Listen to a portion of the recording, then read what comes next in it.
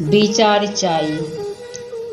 চিকিৎসা শেষে প্রেসক্রিপশন লিখে পেশেন্ট পার্টির হাতে দিল সুচিকিৎসক তরুণী ডাক্তার অভয়া। তার ভাবনায় ছিল নরম বালিশে মাথা রেখে একটুখানি বিশ্রাম নেয়া, ক্লান্ত শরীরটাকে নরম শয্যায় একটিবার দেবে এলিয়ে।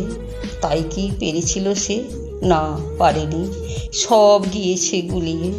হঠাৎ ঘরে ঘটিল কতকগুলো রাক্ষসের পর পর আগমন। চোখে চোখে জ্বলছিল তাদের তীব্র হতে তীব্রতর আগুন। অভয়া আর্তনাদ করতে করতে বলেছিল, তোমরা নিজ স্ত্রী ছাড়া সব নারীকে মাতৃজ্ঞানে পূজা করো, বদন ভরে ডাকো তাদের মা মা ডাকে। কে বা শোনে কার কথা?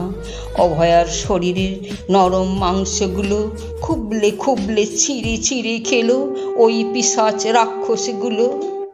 অভয়া ফোনে বলেছিল, মা, পুজোর ছুটিতে তোমার শয্যায় কোলের কাছে শোবো বাড়ি গিয়ে। মমতাময়ী মা আমার আগের মতো গায়ে মাথে হাত বুলিয়ে আদরে আদরে দিও ভরিয়ে।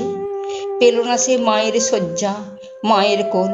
তার শরীরের শক্ত হাড় মাংসগুলো ওই রাক্ষসরা আগুনে ঝলসে পুড়িয়ে খেলো, রাখলো না তার স্মৃতিচিহ্নগুলো।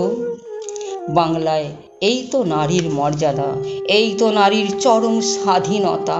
জাগো নারী জাগো, তোমাদেরই রুখতে হবে তোমাদের স্বাধীনতা। কাঁদছে অভয়ার বাবা মা, চেয়েছিল কত সুখ, টাকায় বন্ধ করেনি মুখ, পেয়েছে অনেক দুঃখ। অভয়ার অশ্রু ওদের চোখে রক্ত হয়ে ঝরুক, অন্তনীল আগুনে ওরা দগ্ধে দগ্ধে পুড়ুক।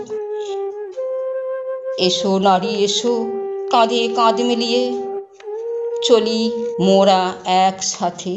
বিচার চাই আমরা সবাই ওই আদালত আইনের কাছে। বিচার চাই, বিচার, বিচার করো, বিচার চাই, বিচার।